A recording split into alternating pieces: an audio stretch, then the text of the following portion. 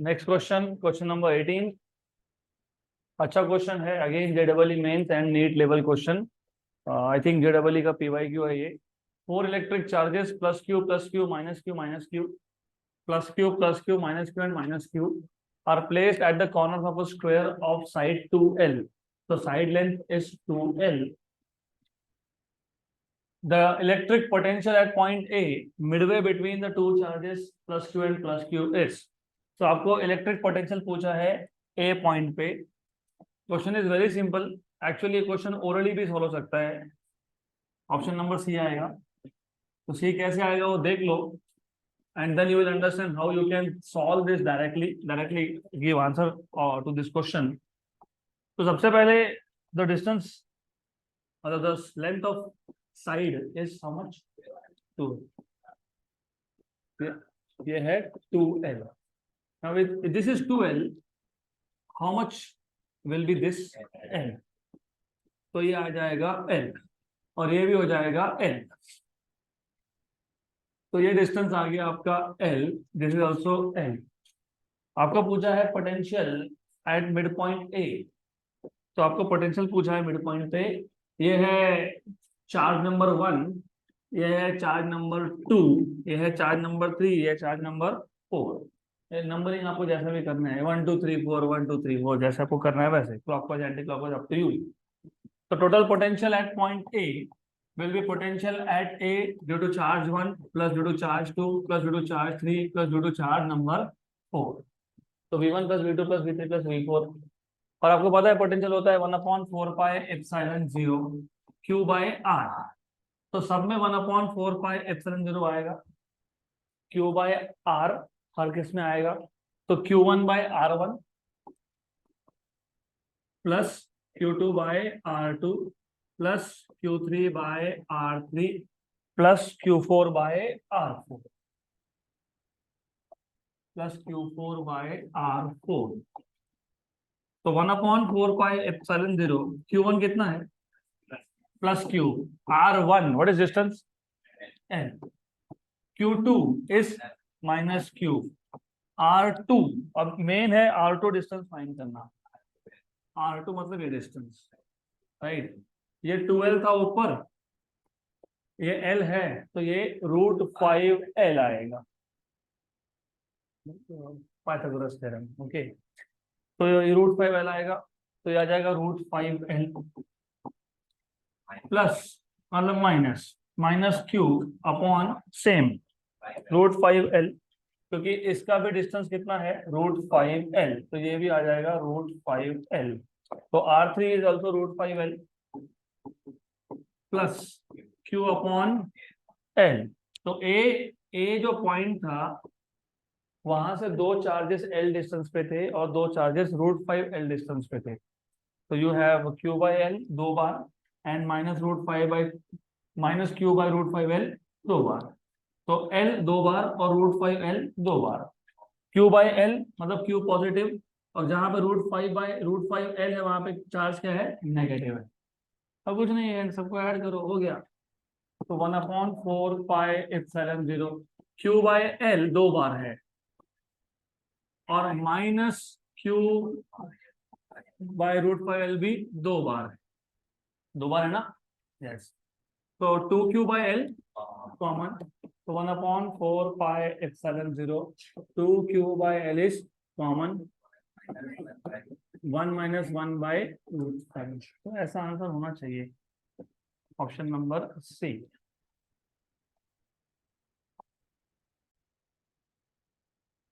तो इनफैक्ट जेडबलई या नीट के क्वेश्चन ज्यादा सिंपल है। आप सिर्फ ऑप्शन देख के बता सकते हो कि आंसर कौन सा आएगा। अगला क्वेश्चन भी एग्जैक्टली उसी टाइप का है। सॉल्व करने जाओगे तो 15 स्टेप्स लग जाएंगे, और अगर कॉन्सेप्ट क्लियर है तो 0 स्टेप्स, सीधा आंसर टिक करके खत्म। तो नेक्स्ट क्वेश्चन पे ध्यान दो। मैं दोनों चीजें बताऊंगा आपको, सॉल्व कैसे करते हैं, डायरेक्ट आंसर कैसे लाते हैं। Three charges each plus Q are placed at the corners of an isosceles triangle ABC of side BC and AC 2A। हमारे पास एक आइसोसेलेस ट्राइंगल है ABC, BC साइड और AC साइड उनका लेंथ है 2A। तीसरी side का we don't care, हमको जरूरत नहीं पड़ेगी। D and E are mid points of BC and CA. तो डी ये बीसी का मिड पॉइंट है और ई ये एसी साइड का मिड पॉइंट है। The work done in taking a charge Q from D to E is 0। अभी 0 Q मैं बताता हूँ, सॉल्व भी करके देता हूँ, लेकिन मैं ट्रिक भी बताऊंगा, तो दोनों चीजों पे ध्यान देना। तो ऐसे कुछ बिल्कुल भी आपको सॉल्व करना नहीं चाहिए। Okay, all that, but then you should remember basic concepts। देखो अभी ऐसा है, आप चार्ज को कहां से कहां मूव करने वाले हो, डी से ई, मतलब you are going to move that charge from D to E, from here to here. और आपको याद होगा वर्क डन होता है Q into delta V, where delta V is final potential minus, तो final potential is potential at point E and initial is at point D, क्योंकि you are moving charge from D to E, तो VE minus VD। यहाँ तक clear? अब हमको find करना है what is potential eight E and what is potential eight D। Total charges कितने थे? 3। कौन से चार्ज थे? Plus Q। 3 में से एक चार्ज यहाँ था, एक यहाँ है और एक यहाँ। गुड। तो potential at point E will be potential due to charge at A plus potential due to charge at B plus potential due to charge at C। वापस से वही 1/4 पाई एप्सिलॉन 0 ये तो रहने वाला है। QA by are A, QA by are A plus QB by are B plus QC by are C. कौन से पॉइंट पे पोटेंशियल फाइंड कर रहे हो? E पे। डिस्टेंस ऑफ ए फ्रॉम ई, ए क्योंकि ये 2A बोला था, ये साइड क्या बोला था आपको? 2A। This was 2A and this was also 2A। और क्योंकि D and E are mid point, तो ये A और ये भी A, ये A और ये भी A। ज्यादा क्लियर? तो charge at A, what is charge at A? What is charge at A? Q। सारे वर्टेक्स पे चार्ज क्या था? Small q। आप मूव किसको कर रहे हो? कैपिटल क्यू को, तो आप कैपिटल क्यू को मूव कर रहे हो, राइट। तो capital q states charge, charge that you are moving, और पोटेंशियल किसका? फोर्स चार्जेस ए बी और सी पे जो चार्ज है, राइट। क्लियर? तो what is q A? What is q A? Small q. What is distance r A? A. Q B, q B is again, अरे q B charge at B is q. Distance, distance,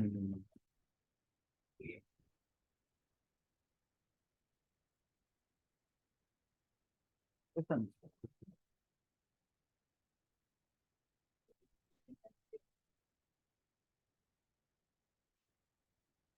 पहले तो ये बताओ, right angle triangle है क्या? है या नहीं है? यस, पक्का? तो हाइपोटेन्यूज दिया है आपको और वो दिया है, तो ये फाइंड कर दो।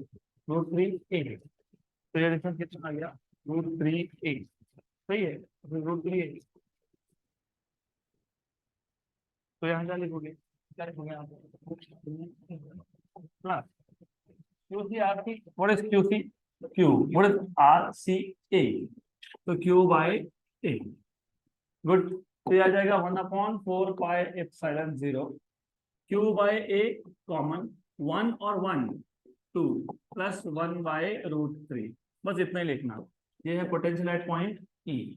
Similarly potential at point D will be potential at point D due to charge at A plus charge at B plus charge at C है। Potential due to charge at A, potential due to charge at B and charge at C. सब में क्या आएगा? 1/4 pi epsilon 0 q A by are A plus q B by are B plus q C by are C. ये charges तो same ही रहने वाले हैं ना, क्यू क्यू क्यू, सब में चार्जेस थे सेम। तो 1/4 पाई एप्सिलॉन 0 चार्ज तो आ गया same. Distance of point D, क्योंकि तुम पोटेंशियल फाइंड कर रहे हो डी पे, पॉइंट डी कहां से? ए से। कहां से? ए से। ये क्या आएगा? क्या आएगा ये? √3a। वही सेम लॉजिक, ये हाइपोटेन्यूज 2a है और ये क्या है a, तो ये कितना आएगा √3a। तो यहाँ पे आ जाएगा आपके पास 1/√3a plus plus distance from b, d का b से डिस्टेंस कितना है a, plus 1 distance from c कितना है a, है कि नहीं, यस, ए कॉमन, तो 1/4πε0 q/a, 1 + 1 2 + 1/√3। So do you see potential at D and potential at E are same? So therefore work done था charge into final potential minus initial, मतलब V minus VD that is equal to 0, correct, right. तो इतना solve करने के बाद हमको answer मिला 0। Better क्या था, बेटर था कि आप सिर्फ यहाँ पे फोकस करो, work done depends on potential difference, work done depends on potential difference. और अगर आपके पास आइसोसेलेस ट्राइंगल है और आप एक चार्ज को मूव कर रहे हो from mid point of one side on to other side, mid point of one side जिसका लेंथ कितना है 2a, and you are moving the charge to mid point of other side जिसका length कितना है 2a। तो isosceles triangle के जो दो सेम साइड्स होते हैं, इक्वल लेंथ के साइड्स होते हैं, उसके मिड पॉइंट से दूसरे सेम साइड के मिड पॉइंट पे जाओगे तो पोटेंशियल इज सेम, क्योंकि ये दो मिड पॉइंट्स का लगभग लगभग डिस्टेंस आता है सेम। देखो इन टोटल 3 चार्जेस है, 3 है ना, ए बी एंड सी। अब ई पॉइंट का डिस्टेंस ए पॉइंट से स्मॉल ए है, सी से भी कितना है स्मॉल ए, तीसरे साइड से कितना है √3a। डी पॉइंट का एक चार्ज से है ए, दूसरे से है ए और तीसरे से कितना है √3a। तो यहाँ पे दो साइड्स मतलब दो डिस्टेंसेस कितने हैं ए और एक कितना है √3a, बराबर, राइट। तो एज अ ट्रिक याद रख लो, when you are moving charge from midpoint of one side to another side and both sides are of same length, then the potential is same, and if the potential is same then the potential difference is 0, and if the potential difference is 0 work done is 0, done, खत्म हो गया।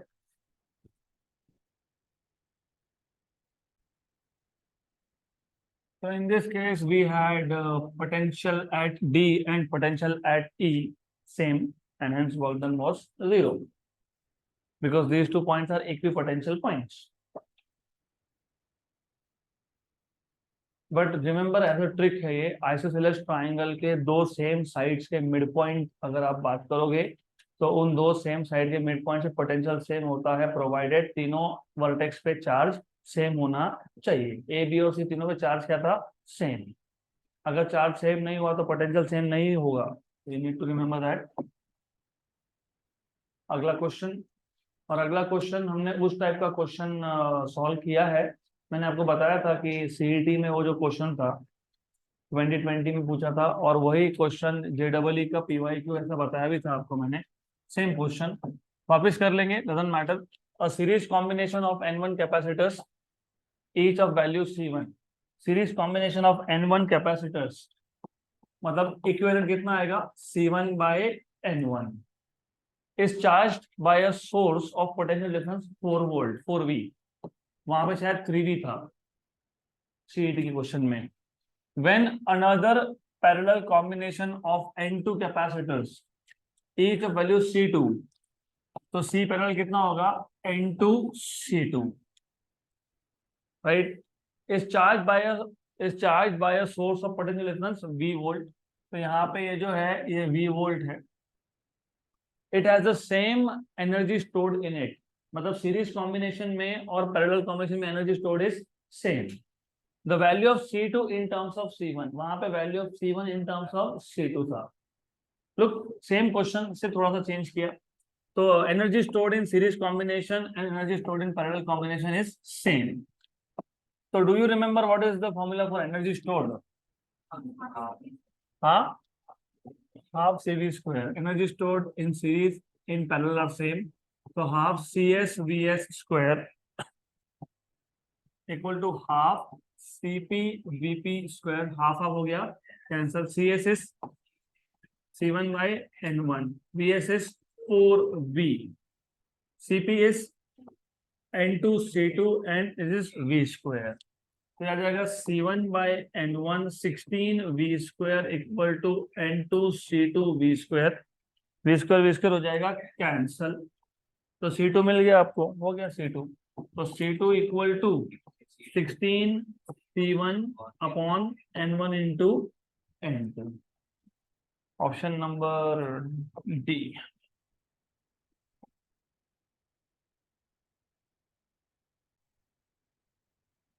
Done. Yes. Next question. So this kind of questions will keep on appearing in some or the other type of exam. तो आता रहेगा ऐसा कुछ। अगला question.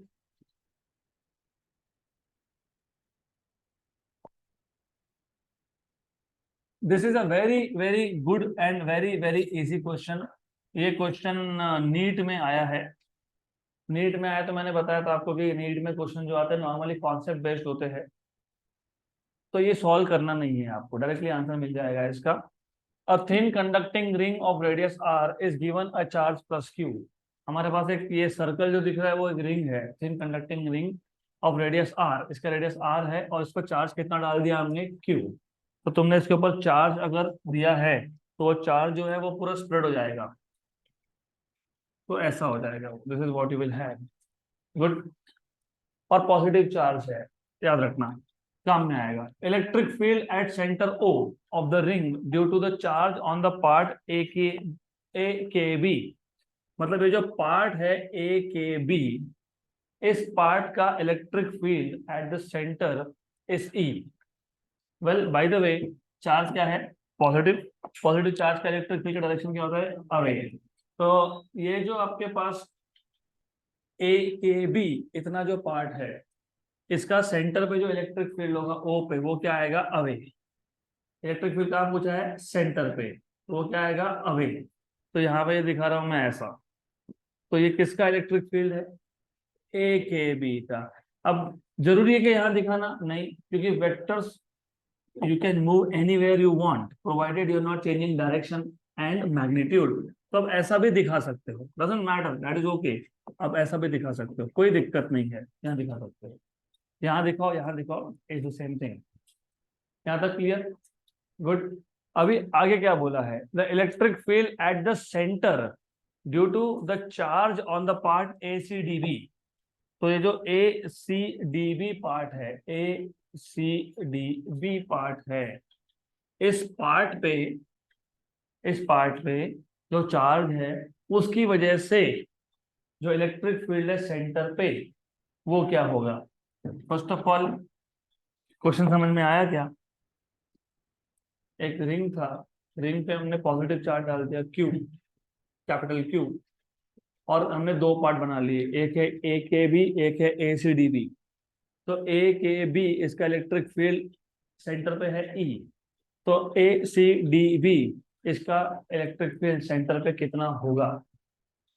You should no total electric field at the centre of a ring is 0, right. तो ये अगर E है तो A C D B का भी कितना होगा, E, but in opposite direction, क्योंकि कैंसिल करना है ना, कैंसिल करना है कि नहीं। तो कैंसिल करने की डायरेक्शन क्या चाहिए, अपोजिट, राइट। तो डायरेक्शन देखो, O से K है कि K से O होगा, O से K, क्योंकि K से O A K B का था।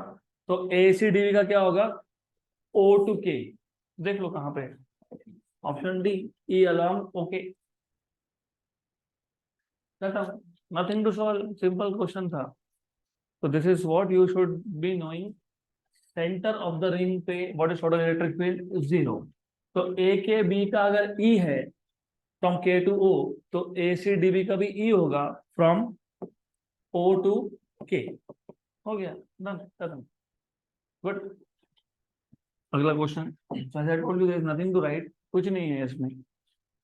अब ये जो क्वेश्चन है, याद आ रहा है, याद आ रहा है आपको ये क्वेश्चन, यस, कहाँ पे देखा था, स्टेट बोर्ड के बुक में देखा था। तो मैंने आपको बोला था कि स्टेट बोर्ड में बहुत सारे क्वेश्चन NCERT से डाल दिए अब सिलेबस चेंज होने के बाद।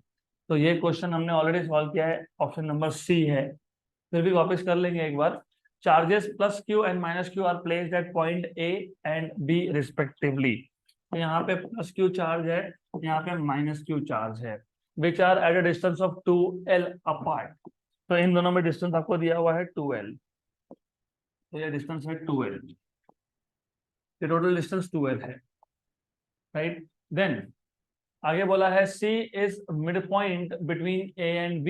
तो C अगर मिड पॉइंट है तो ये डिस्टेंस L और ये डिस्टेंस L। तो if C is mid point तो A to C is L and B to C is also L। The work done in moving a charge plus Q along the semicircle CRD। तो हमारे पास एक charge है, हम उसको move कर रहे हैं along the semicircle CRD, ऐसा उसको मूव करने वाले हैं हम लोग। तो what is the work done ऐसा पूछा है, तो what is the work done पूछा है, तो वर्क डन कैसे फाइंड करते हो, अभी अभी हमने देखा था, Q इंटू डेल्टा V। तो you are moving a charge, तो you are moving a charge, कौन सा चार्ज, कैपिटल Q, कहां से कहां तक, C टू D। तो it will be final potential minus initial potential. है क्लियर, पक्का, श्योर। इनिशियल पोटेंशियल मतलब पोटेंशियल एट C, ये आता है 0। ऐसा क्यों, क्योंकि potential at C will be potential due to charge at A plus potential due to charge at B। Potential due to charge at A ये आएगा 1/4πε0 Q बाय डिस्टेंस, है ना। Q बाय डिस्टेंस, चार्ज कितना है Q, distance कितना है L, L है कि नहीं, पक्का, क्योंकि C पे फाइंड कर रहे हो। Then potential at B will be 1/4πε0 charge, what is charge, minus, तो minus Q by distance, distance कितना है L। तो 1/4πε0 Q by L is the potential due to charge at A and minus 1/4πε0 Q by L is the potential due to charge at B। तो positive potential and negative potential cancel, तो ये कितना आ गया 0। तो now you should find out what is potential at point D। तो potential at point D due to charge at A plus due to charge at B, तो यह आ जाएगा 1/4πε0 चार्ज अपॉन डिस्टेंस, किसका डिस्टेंस, D का, कहां से, तो ये 12 था और ये क्या है बचा हुआ L, तो दिस इज L, तो डिस्टेंस कितना आ गया 3L, तो 3L। B मतलब नेगेटिव चार्ज का potential, it will be 1/4πε0 charge by L। Okay, तो इसको सॉल्व कर लो, ये हो गया आपके पास 1/4πε0 Q बाय L, 1/3 -1 मतलब -2/3, तो -2/3।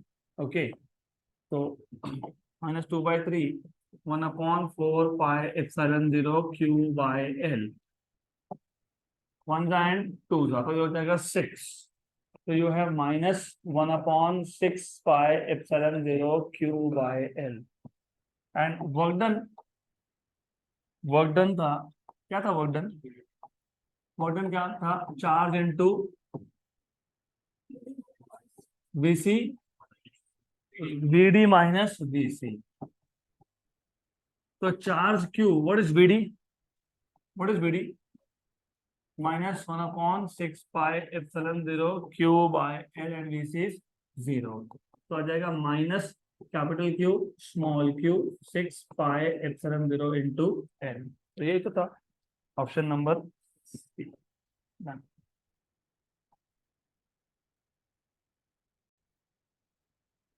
अगला question, next question, done. A bullet of mass 2 gram is having a charge of 2 microcoulomb. Through what potential difference must it be accelerated starting from rest to acquire a speed of 10 metre पर second. आखिरी में जो 7 print हुआ है वो ऐसा ही हुआ है गलती से, राइट। तो बहुत सिंपल है, चलो ये क्वेश्चन सॉल्व करने से पहले let me ask you simple question. Suppose मेरे पास एक चार्ज पार्टिकल है, let us take positive charge, तो ये पॉजिटिव चार्ज है, चलो मान लेते हैं पॉजिटिव है। इसको, ये रेस्ट पे था, हाँ रेस्ट पे था, तो काइनेटिक एनर्जी कितना, 0। अब अगर मैं इसको एक पोटेंशियल डिफरेंस में रख देता हूं तो क्या होगा, it starts moving, okay, it starts moving from positive plate towards negative plates. जब ये मूव होना स्टार्ट होता है इसका मतलब it starts gaining kinetic energy. अब आपको तो पहले ये याद होना चाहिए, मैंने ये 2 बार ऑलरेडी बताया है, जैसे ही हमने इसको एक्सटर्नल पोटेंशियल डिफरेंस में रखा तो एक्सटर्नल पोटेंशियल डिफरेंस ने इस पे वर्क किया, क्योंकि अपने आप कोई चीज मोशन में नहीं आती। तो ये मूव होना स्टार्ट हुआ, मतलब किसने वर्क किया, किसने वर्क किया, किसने वर्क किया, एक्सटर्नल पोटेंशियल ने। अभी तुमने बताया था what is work done, what is work done, अभी अभी charge into potential difference. Potential difference को वी वोल्ट बोला है, बोला है क्या, बोला है ना, बोला कहीं तो थ्रू, अच्छा पूछा है, चलो कोई बात नहीं, पूछा है आपको, पूछा है through what potential difference must it be accelerated, तो work done equal to Q V, work is energy which can neither be created. तो पोटेंशियल डिफरेंस में रखने से पहले चार्ज रेस्ट पे था, पोटेंशियल डिफरेंस में रखने के बाद चार्ज स्टार्ट मूविंग, और जब बॉडी मोशन में हो तो कौन सा एनर्जी होता है, तो ये वर्क डन किस में कन्वर्ट हो गया, तो ये आ जाएगा हाफ के V square equal to Q V. अब एक चीज याद रखना, कंफ्यूजन नहीं हो इसके लिए मैं इसको डेल्टा वी लिख रहा हूँ। डेल्टा वी मतलब क्या, पोटेंशियल डिफरेंस, और ये स्मॉल वी मतलब क्या, वेलोसिटी। क्या है ये, वेलोसिटी, बराबर। आपको क्या पूछा है, क्या पूछा है आपको, थ्रू व्हाट पोटेंशियल डिफरेंस, मतलब क्या पूछा है आपको, डेल्टा वी। तो what is the formula of delta V from here, half के V square by Q, M V square, ठीक है। वो दिमाग में रेडियस ऑफ गायरेशन घूमता रहता है, हाफ एम वी स्क्वायर, क्योंकि वहां पे के होता है ना, वो रोटेशनल इनर्शिया है, क्योंकि मास क्या है, इनर्शिया है, और रोटेशनल इनर्शिया क्या है, आई, और आई को तुम लिखते हो इन टर्म्स ऑफ के, तो वो दिमाग में के चलता रहता है, कोई बात नहीं, half M V square, right, correct, good. Mass पता है, यस, कितना मास दिया हुआ है, हाँ 2 ग्राम, मतलब 2 × 10⁻⁻3। स्पीड कितना बोला है, 10, 10 का क्या करोगे, स्क्वायर। चार्ज कितना दिया हुआ है, 2 माइक्रो कूलम, 2 माइक्रो 10⁻⁻6। हो गया question solve, cancel and cancel, 1/2 is 0.5, के 10⁻⁻1 और नीचे 10⁻⁻5, तो -6, मतलब ऊपर जाके प्लस 10⁻+5, बराबर ना, 10⁻⁻1 और -6, तो 10⁻⁻5 बचा, नीचे ऊपर जाके क्या हो गया, प्लस, मतलब 5 × 10⁻⁴, बराबर कर रहे हैं ना। अरे एक तो हाँ बोले तो ना बोलो, करेक्ट है क्या, यस। तो यू आर अलाइव, मतलब you are alive in this class. तो 15 × 10⁻3, 10⁻3 को पता है क्या बोलते हैं, वो किलो, तो आंसर क्या आएगा, 50 kV, option number B.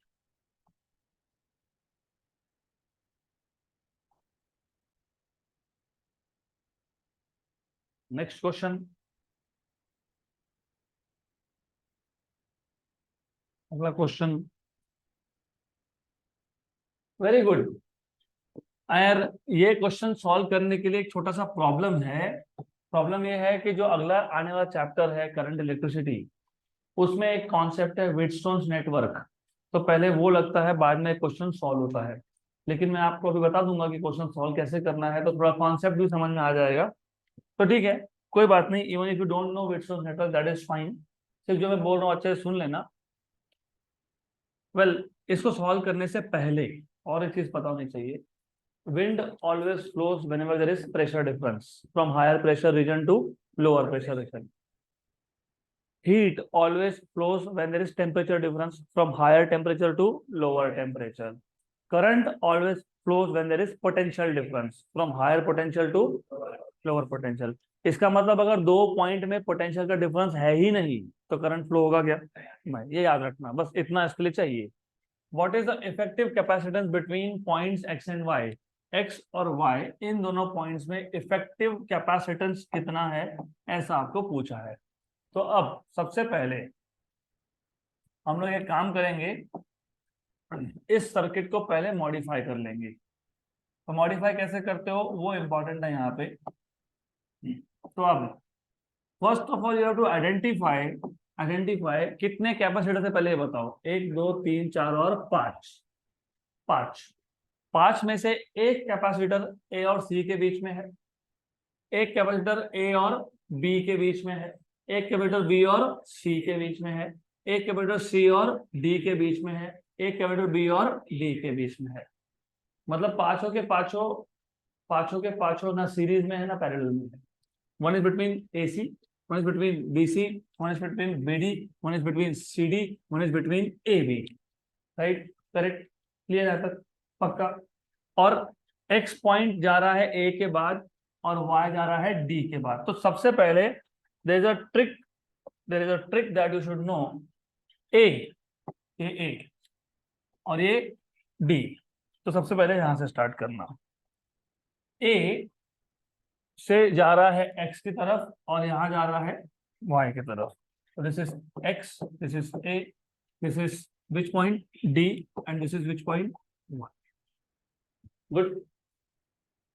Now there are 5 capacitors, 5 capacitors. तो मैं एक काम करूंगा, मैं ऐसा एक चीज ड्रॉ कर लूंगा यहाँ पे, समथिंग लाइक दिस।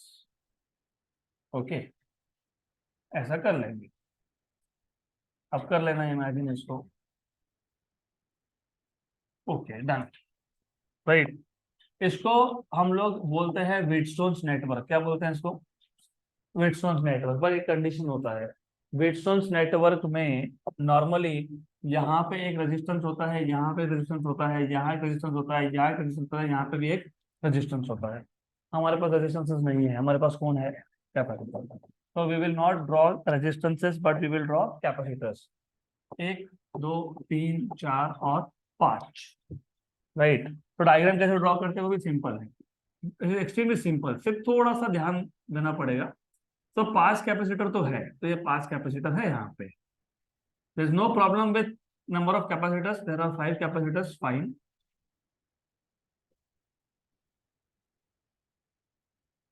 गुड, ये आ गया 5 कैपेसिटर। अब ए से एक कैपेसिटर कहाँ गया था? कहाँ गया था? बी। ए से एक गया बी पे, ए से एक गया बी पे, तो ये पॉइंट आ गया बी। ए और सी इसमें भी एक है, तो ये आ गया सी। ए टू बी में एक, ए टू सी में एक, हो गया। और बी टू सी में एक था तो ये बन गया ना बी टू सी में। Yes, correct. B to D में एक था, यस। सी और डी में एक था, यस। ये आ गया आपके पास। सिर्फ व्हीटस्टोन नेटवर्क में कैपेसिटर की जगह पे होते हैं रेजिस्टेंसेस, बाकी कुछ नहीं है। नेमिंग कैसे करते हो वो भी इंपॉर्टेंट है। इसको बोलते हो C1, अगर रेजिस्टेंस होगा तो R1। इसको बोलते हो C2, रेजिस्टेंस होगा तो R2। इसको बोलते हो C3, नहीं बोलते इसको, इसको बोलते हैं C3, रेजिस्टेंस होगा तो R3। इसको बोलते हो C4। तो C1 C2, C2 का अपोजिट C3। अगर ये गड़बड़ कर दी तो फिर गए, क्वेश्चन एक भी सॉल्व नहीं होगा। C1 C2 C3 and C4, C1 C2 C3 and C4। यहाँ तक clear? And if you look here, C1 की वैल्यू कितनी है? 6, तो ये 6 माइक्रोफैरड है, बराबर। C2 कितना है? 6, ये भी 6 माइक्रोफैरड है। C3 कितना है? C3 6, ये भी 6 माइक्रोफैरड है। और C4 कितना है? C4 6 माइक्रोफैरड, ये भी 6 माइक्रोफैरड है। C5 कितना है? 20, C5 इज 20, तो ये 20 माइक्रोफैरड है। यहाँ तक क्लियर? पक्का? श्योर? समझ में आया? क्योंकि एक चीज छूट गई तो क्वेश्चन गया काम से। अब आपको चेक करना पड़ता है C1 बाई C2 का रेशियो। 6/6 मतलब कितना? 1। और चेक करना पड़ता है C3 बाई C4 का रेशियो। 6/6 कितना? 1। और अगर C1 by C2 equal to C3 by C4 हो जाए, इसको बोलते हैं बैलेंस्ड व्हीटस्टोन नेटवर्क। क्या बोलते हैं इसको? सिर्फ अगर रेजिस्टेंस होगा तो R1 by R2 equal to R3 by R4। Clear है? तो आपको चेक क्या करना होता है कि C1 by C2 equal to C3 by C4 है कि नहीं, बराबर। अगर C1 by C2 equal to C3 by C4 है, या R1 by R2 equal to R3 by R4 है, तो नेटवर्क कौन सा है? बैलेंस्ड नेटवर्क है। बैलेंस्ड नेटवर्क अगर हो तो B पॉइंट और ये जो उसका अपोजिट पॉइंट है C point, they are at same potential, they are at same potential. और करंट फ्लो होने के लिए कंडीशन क्या थी? पोटेंशियल डिफरेंस होना चाहिए। तो यहाँ पे पोटेंशियल डिफरेंस है क्या? नहीं, क्योंकि B and C are at same potential. इसका मतलब ये सर्किट में है ही नहीं, सर्किट में है लेकिन उसका यूज नहीं है, क्योंकि जब तक पोटेंशियल डिफरेंस नहीं है करंट फ्लो नहीं होने वाला, बराबर। तो जब नेटवर्क बैलेंस हो तो B point and C point are at same potential. इसका मतलब बी से सी या सी से भी करंट जाएगा ही नहीं, तो करंट जाएगा नहीं मतलब जो बीच का वो कैपेसिटर था या रेजिस्टेंस था वो निकाल दो फिर ये दोनों किस में आ गए, सीरीज में, और ये दोनों किस में आ गए, सीरीज में। तो इसका मतलब C1 and C2 are in series, बराबर। आपको फाइंड क्या करना है वो भी देख लो, इक्विवेलेंट, इक्विवेलेंट पूछा है ना एक्स एंड वाई में। तो in this case what you have is C1 and C2 are in series, are in series, और सीरीज कॉम्बिनेशन तो आपको पता ही है क्या है, CS1 बोल देता हूं,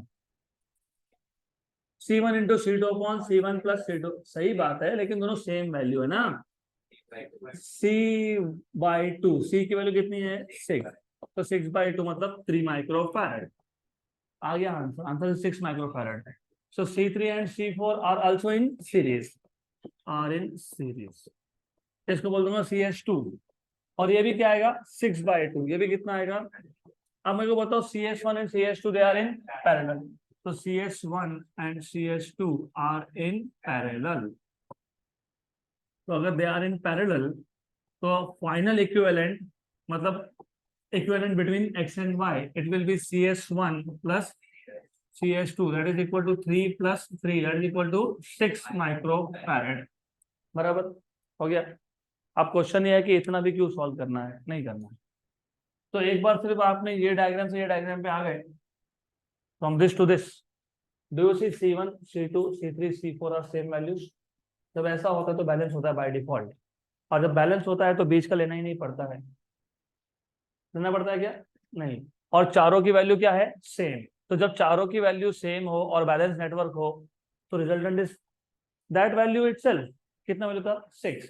तो अगर मैंने 3 3 3 3 लगा दिया होता तो 3, मैंने 4 4 4 और 4 लगा दिया होता तो 4 5 5 5 5 5, हो गया, ट्रिक खत्म हो गया क्वेश्चन। सिर्फ चेक करना बैलेंस नेटवर्क है, yes, C1 C2 C3 C4 की वैल्यू सेम है, यस, तो आंसर वही वैल्यू आएगी, खत्म। तो remember when you say potential at B equal to potential at C, इसका मतलब बीच का ब्रांच होके भी नहीं है, because there will be no current through that branch. तो वो जो 20 माइक्रोफैरड का कैपेसिटर था that is of no use.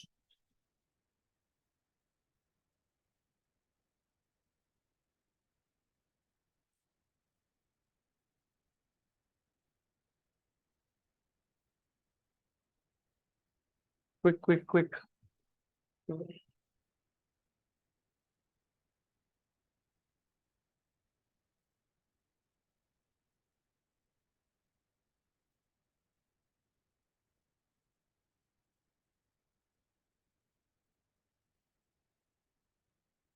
Done, yes. तो अभी अगला क्वेश्चन, अगला क्वेश्चन भी सिंपल है, सिर्फ काइनेमेटिक्स के कुछ बेसिक फॉर्मूला याद होना चाहिए, जैसे V equal to u plus a t, जैसे V square equal to u square plus 2AS, s equal to u t plus 1/2 AT square. वो अगर याद है तो अगला क्वेश्चन भी आप इजीली सॉल्व कर लोगे। A particle of mass m and charge q is placed at rest in a uniform electric field and then released। तो आपको ऑलरेडी पता है कि इलेक्ट्रिक फील्ड का डायरेक्शन होता है फ्रॉम पॉजिटिव टू नेगेटिव। उसमें एक पार्टिकल था, मास m है, चार्ज q है, उसको पकड़ के रखा है। जैसे ही छोड़ूंगा, रिलीज करूंगा, तो it will start moving in the direction of electric field. क्यों, क्योंकि चार्ज पॉजिटिव है और इलेक्ट्रिक फील्ड का डायरेक्शन जो होता है पॉजिटिव टू नेगेटिव। तो जैसे छोड़ूंगा तो वो जो चार्ज है वो पॉजिटिव की तरफ आएगा कि नेगेटिव की तरफ जाएगा, तो it will start moving in the direction of electric field, right.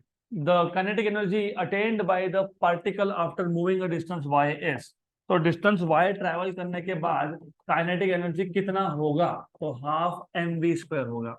Look at the option, तो ना m है ना v है, कोई बात नहीं, हाफ mv² होगा, तो कोई बात नहीं, half m v² is u² plus 2as।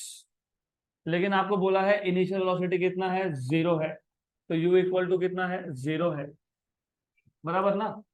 s equal to कितना बोला है, y, और a भी नहीं है, तो a नहीं है तो a कैसे लाओगे, you know force is mass into acceleration. Yes. तो acceleration is F equal to M A, तो A equal to F by M.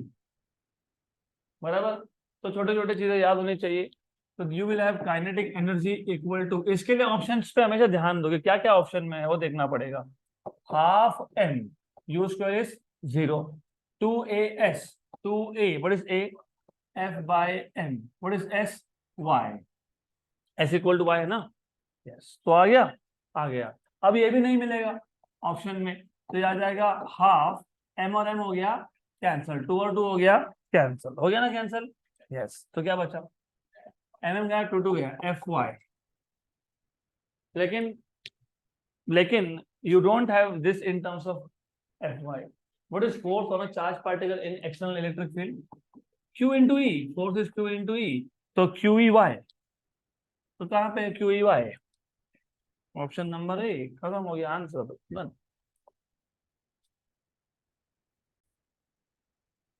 Okay. तो was very very simple question, trivial, बहुत ही सिंपल क्वेश्चन था.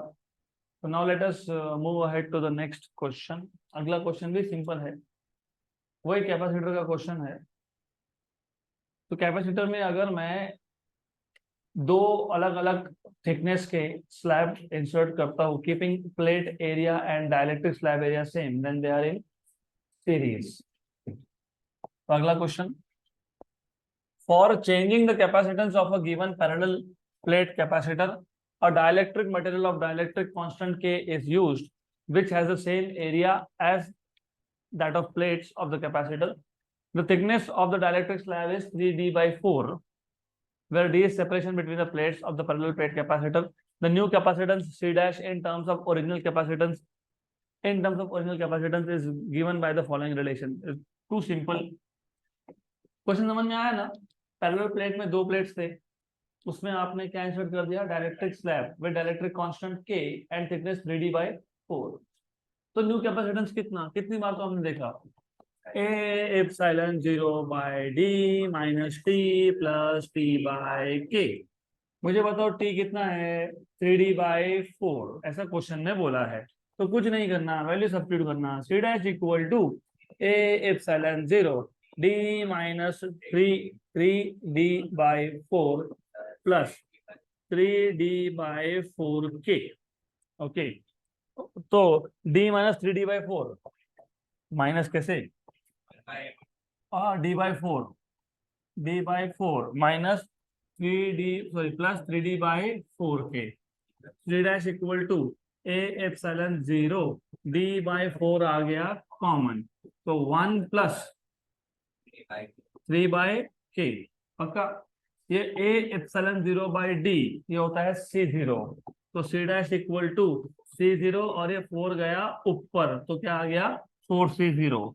4c0, yes 4c0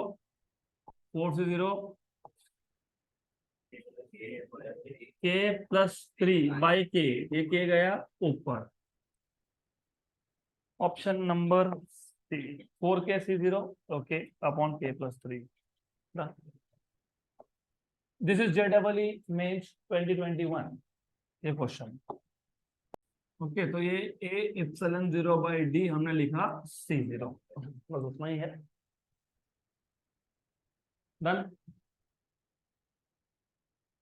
and again this type of questions are also expected for CET, क्योंकि JEE mains के जो easy level के questions होते हैं, जैसे कि ये, they are also asked in CET exam. अगला क्वेश्चन, अरे बहुत ही सिंपल है ये भी. Simple. A parallel plate capacitor with plate area A has separation between the plates. Separation क्या, D, प्रिंट नहीं हुआ, has separation D between the plate, ऐसा होना चाहिए था. Two dielectric slabs of dielectric constant K1 and K2 of same area A by 2. ये diagram थोड़ा सा गलत है, ये गलत है. क्यों गलत है बताता हूं मैं. And thickness d by 2 are inserted in the space between the plates. The capacitance of the capacitor will be given by. तो थोड़ा सा डायग्राम गलत है. हमारे पास दो प्लेट्स थे, कैपेसिटर के दो प्लेट्स थे, ये एक प्लेट हो गया, इसका टोटल एरिया ए है, ये दूसरा प्लेट हो गया, इसका टोटल एरिया ए। अब इन्होंने बोला है कि हमने दो डाइलेक्ट्रिक स्लैब यूज किए, दोनों का एरिया कितना है, A/2 एंड A/2। तो A/2 मतलब इतना कवर करना चाहिए था, हाफ। और अगर आप डायग्राम देखोगे तो हाफ नहीं दिख रहा है, वो हाफ से थोड़ा ज्यादा दिख रहा है, दिख रहा है ना, हाफ से ज्यादा, एक्चुअली 3/4 दिख रहा है वो। हाँ, तो 3A/4 दिख रहा है वो, मतलब A/4 छोड़ दिया, तो गलत, डायग्राम गलत है, तो करेक्शन चाहिए। और एक नहीं दो ऐसे स्लैब्स है, एक नहीं दो ऐसे है, तो दो ऐसे है, मोर और लेस, राइट। और दोनों का थिकनेस कितना है, D/2 एंड D/2, तो D/2 और ये भी D/2, ऐसा है, दिस इज व्हाट यू है, फाइन, ऐसा है। तो अब इसका डाइलेक्ट्रिक कांस्टेंट कितना है, K1, इसका कितना है, K2। और आपको पूछा है कि इस कॉम्बिनेशन का, well by the way, this distance is D/2, this distance is D/2, this area from here to here is A/2, so this will again be A/2। Okay, तो आपको पूछा है इसका कैपेसिटेंस बताओ, इफेक्टिव कैपेसिटेंस बताओ। सबसे पहले I would want to know कि हाउ डू यू आइडेंटिफाई, मतलब कैसे आप किसको, कौन से कैपेसिटर है, कितने कैपेसिटर है, ये बताओ पहले। How many capacitors in total, 3, क्योंकि ये जो आधा पार्ट है उसमें एयर है, वो एक बनेगा और यहाँ पे दो बनेंगे। तो एक काम करते हैं, इसको मैं C0 बोल देता हूँ, इसको मैं C1 बोल देता हूँ, इसको मैं C2 बोल देता हूँ। अब आइडेंटिफाई करना पड़ेगा कि C0, C1 और C2 how they are arranged in series और इन पैरेलल। थोड़ा घाई कम, पहले सोच लो और फिर बताओ। C1 एंड C2 सीरीज, बराबर, और ये series combination in parallel with C0, पक्का 100%, कोई गड़बड़ नहीं इसमें। तो according to what you are saying, of course according to what you are saying, you have C1 and C2 in series and that goes in parallel with C0। Okay, ठीक है, मोर और less. अच्छा, जस्ट अ मिनट, तो कोई बात नहीं, आज सुबह से इलेक्ट्रिसिटी नहीं था, तो जितना भी चल गया, इन्वर्टर डजंट मैटर।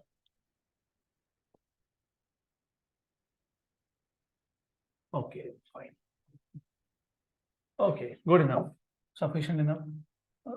तो यहाँ पे ये कैपेसिटर है, this is what C1, this is what C2, and this is C0, so this is C1, C2 and C0। तो अभी सिर्फ आपको C1, C2 और C0 की वैल्यू फाइंड करनी है। तो C0 is A epsilon 0 by D, A epsilon 0 by D, गलत हो गया ये, A/2, क्योंकि ये A/2 ही कवर कर रहा है, राइट, तो A/2। C1 will be K1 A1 epsilon 0 by D1, K1 A1 is A/2, epsilon 0 D1 is also D/2, तो cancel and cancel, तो K1 A epsilon 0 by D। Similarly C2 will be same, K2 A epsilon 0 by D। तो यहाँ पे C1 and C2 are in series, तो C1 and C2 are in series. तो मैं काम कर देता हूँ, इसको बोलता हूँ CS, तो ये आ जाएगा C1 into C2 upon C1 plus C2। तो C1 is K1 A epsilon 0 by D, C2 is K2 A epsilon 0 by D अपॉन इन दोनों का एडिशन, और इसमें से A epsilon 0 by D common निकाल के एक ऊपर के साथ कैंसल हो जाएगा, तो CS विल बी, देखो K1 K2 A epsilon 0 by D, क्योंकि दो बार था, एक बार कैंसल हुआ, नीचे आएगा K1 प्लस K2। और ये जो CS है, this CS is in parallel with C0, so CS and C0 are in parallel, तो पैरेलल में तो इजी होता है ना, डायरेक्टली ऐड करते हो। तो final equivalent will be C0 plus CS। C0 क्या था? A epsilon 0 by 2D। और ये क्या था? K1 K2 A epsilon 0 by D upon K1 plus K2। K1 plus K2, इसमें से आप ए एप्सिलॉन 0 बाई D निकाल लोगे common, 1/2 plus K1 K2 upon K1 plus K2। पहले ये चेक कर लो, नहीं तो फिर और सिंप्लीफाई करके देखते हैं। ऑप्शन नंबर ए हो गया खत्म।